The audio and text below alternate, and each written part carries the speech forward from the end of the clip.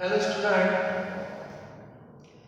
आज से हम पूरे केमिस्ट्री, पर्टिकुलर फिजिकल केमिस्ट्री जो है उसका एक इम्पोर्टेंट चैप्टर आज हम पढ़ने जा रहे हैं। आज मतलब उसका मैं इंट्रोडक्शन आपके सामने रख रहा हूँ। And this is very very important chapter, that is chemical kinetics. Okay,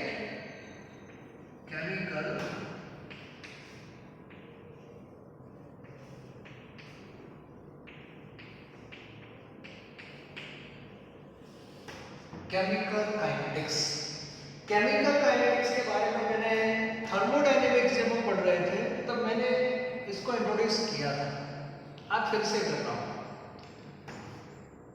normally कोई भी इंडस्ट्री, केमिकल की जो इंडस्ट्री है उसकी मैं बात करूंगा, उसमें पर्टिकुलर प्रोडक्ट हमें बनानी है तो नॉर्मली तीन जो क्वेश्चंस होते हैं वो हमारे दिमाग में आते हैं। The first question that is whether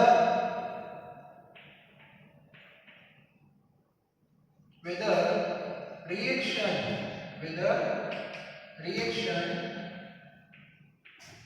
occurs or not। सबसे पहले क्वेश्चन आता है हमारे दिमाग में, आपको कोई पर्टिकुलर प्रोडक्ट बनानी है from particular reactor, so whether the reaction feasible or not, it means occurs or not, ऐसा क्वेश्चन हमारे सामने आता है। ठीक है।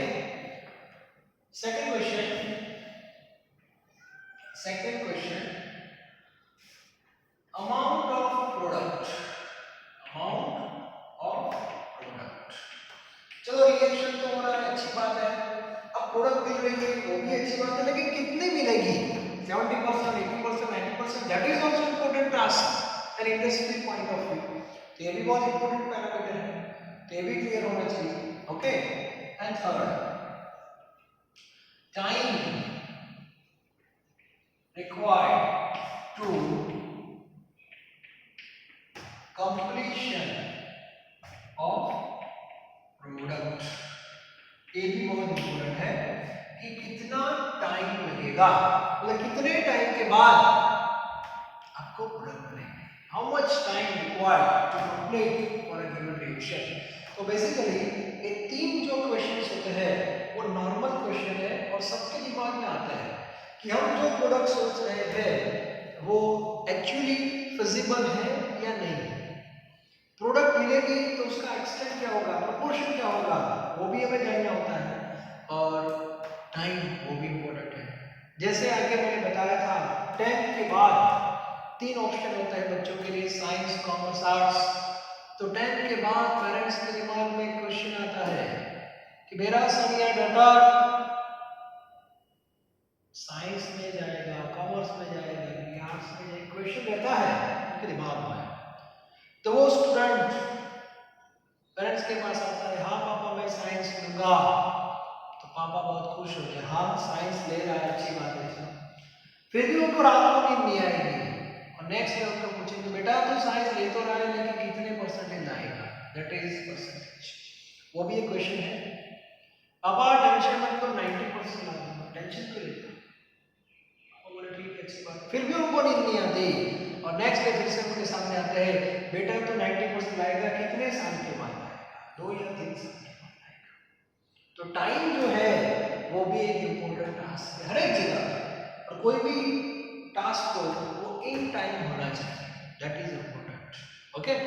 तो इंडस्ट्रियल पॉइंट ऑफ व्यू ये तीनों जो क्वेश्चंस है वो बेसिक क्वेश्चन है कि वेदर प्रोडक्ट फॉर्म और not, amount of product and time for the completion of product.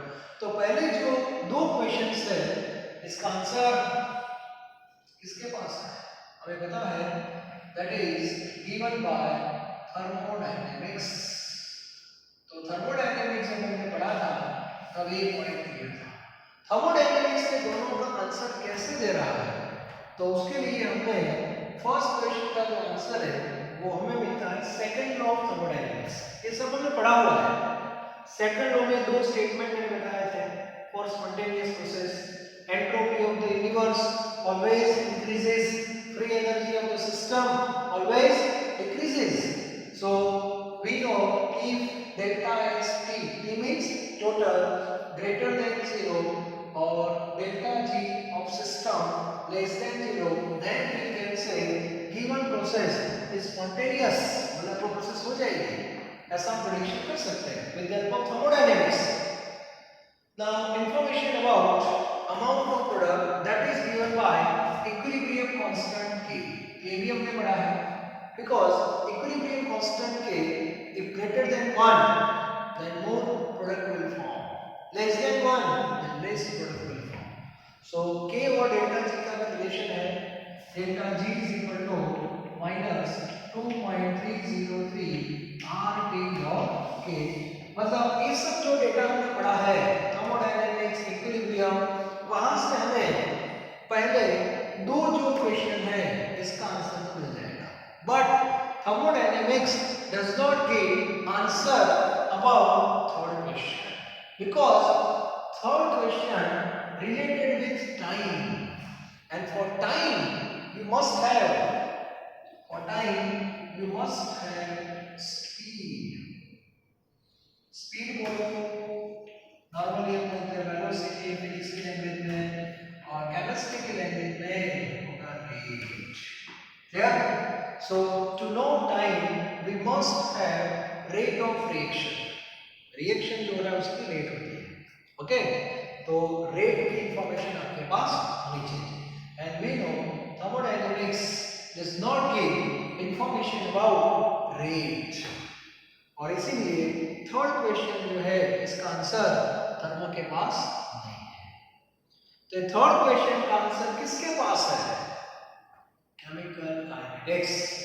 Okay, तो सबको क्लियर होना चाहिए chemical kinetics deals with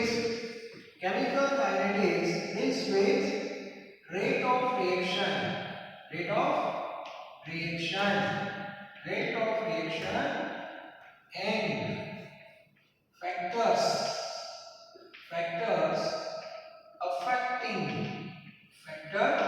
affecting rate. Yes, ये important है.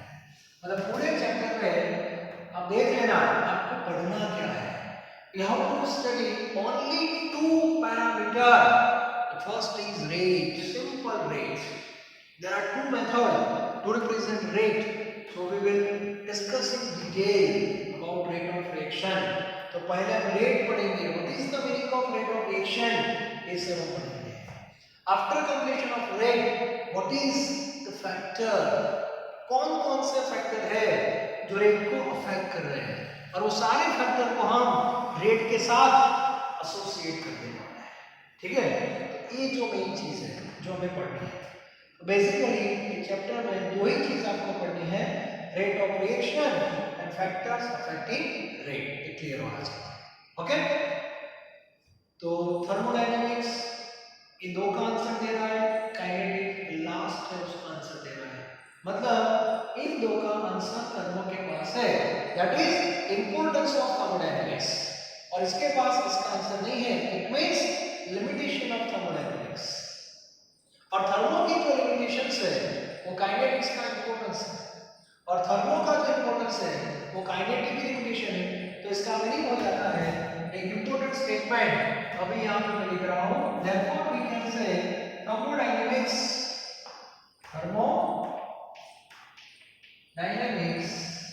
and thermodynamics and chemical kinetics are different but supplementary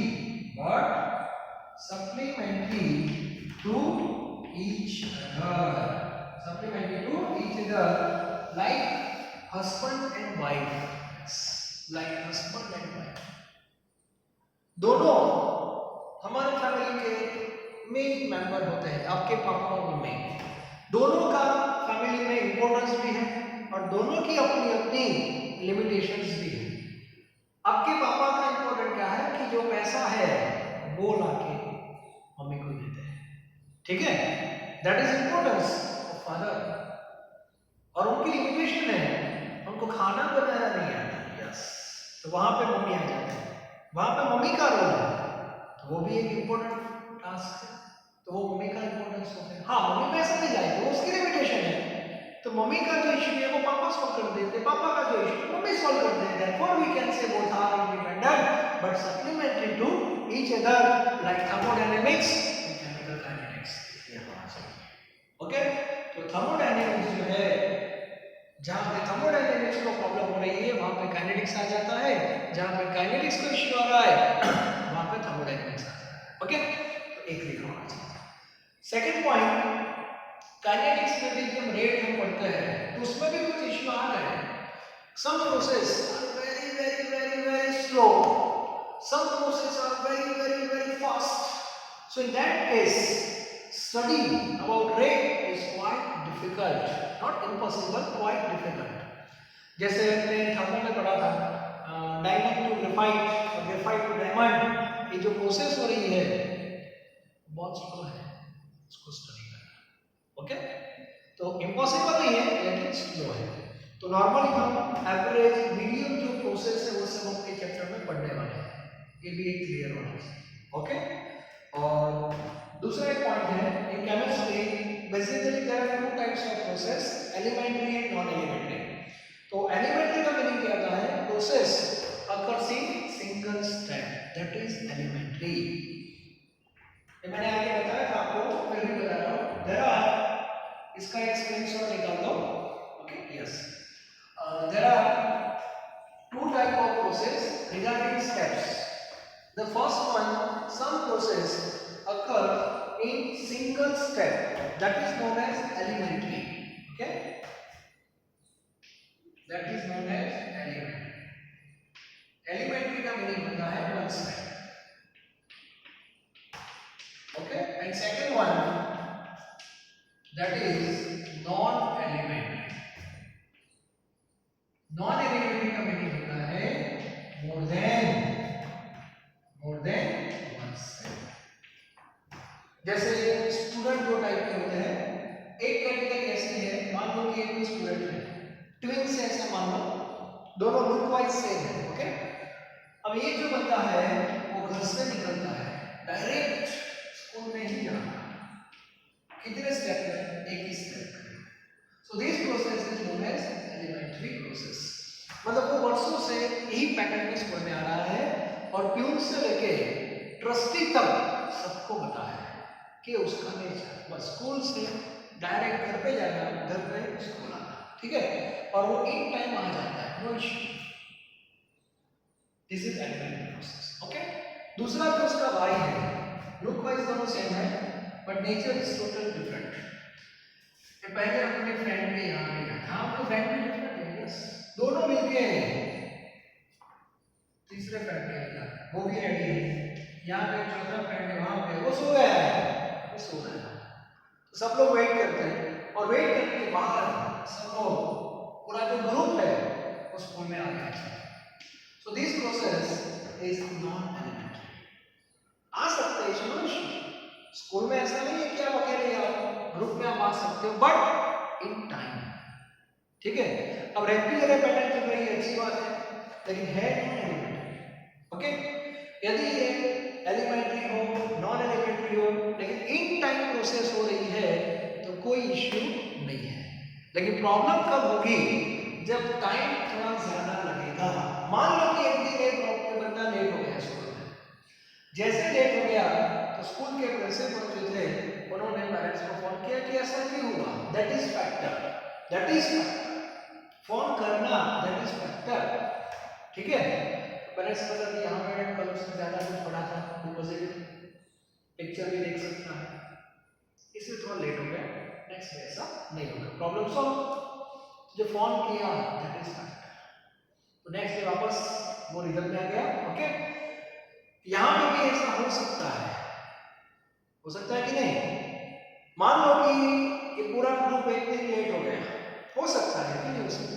so which one is responsible, तो ये जितने भी स्टेप्स है उसमें जो स्लोएस्ट स्टेप होता है दैट इज रिस्पॉन्सिबल। और इसीलिए काइनेटिक्स में ऐसा एक सिंपल वर्ड है, बहुत ही यूजफुल वर्ड है। In case of non elementary, in case of non elementary slowest step is rate determining step, rate determining step, ऐसा एक स्टेटमेंट है काइनेटिक्स, बहुत इंपॉर्टेंट है। मतलब जब भी आपको फैक्टर अप्लाई करना हो टू इंक्रीज रेट, तो सबसे स्लोएस्ट स्टेप है उसको पहले आइडेंटिफाई करना होता है। हाँ, ये थोड़ा कॉम्प्लिकेटेड है, इसमें कौन सा स्टूडेंट है जिसकी वजह से सब लेट हो गए। मान लो कि मैं बताता ही नहीं तो क्या करोगे, तो प्रिंसिपल पागल हो जाएंगे, क्लास टीचर भी पागल हो जाएंगे, ठीक है। तो ये थोड़ा कॉम्प्लिकेटेड वाला केस है, लेकिन बाई चांस इसका सॉल्यूशन भी आ सकता है। हाँ, टाइम लग सकता है थोड़ा। Once decide slowest step, then we have to apply factor for that step only. Factor जो अप्लाई करेंगे हर जगह पे अप्लाई करने की जरूरत नहीं है, जो स्लो है वहां पे अप्लाई करो, अपने आप प्रोसेस फास्ट हो जाएगी। ओके, कैसे हम पढ़ेंगे, तो हमारी बुक में नई बुक में नॉन एलिमेंट्री वाला जो पार्ट था वो निकल गया है एक्चुअली, फिर भी हम जहाँ जहाँ पे रिक्वायरमेंट होगी वो मैं आपको बताऊंगा, ठीक है। तो आज जो लेक्चर है that is only introduction about chemical kinetics. Okay, आज का लेक्चर का कंक्लूजन यही है, थर्मो की जो लिमिटेशंस है वो काइनेटिक्स निकालने वाला है, वो फैक्ट हो जाना चाहिए। और what is the kinetics deals with, so chemical kinetics deals with rate of reaction and factors affecting rate. So from next lecture we will discuss about rate of reaction. अब तक आप फिजिक्स में जो पढ़े हो स्पीड, वेलोसिटी, वो physics के base पे है। अभी हम जो रेट पढ़ने वाले हैं, स्पीड पढ़ेंगे, दैट इज फॉर रिएक्शन। तो ऐसी कोई फॉर्मूला नहीं है कि डिस्टेंस अपॉन टाइम, टाइम तो आएगा लेकिन डिस्टेंस की जगह कुछ और है, और वो क्या है वो आपको नेक्स्ट लेक्चर में पता चलेगा। Okay, thank you.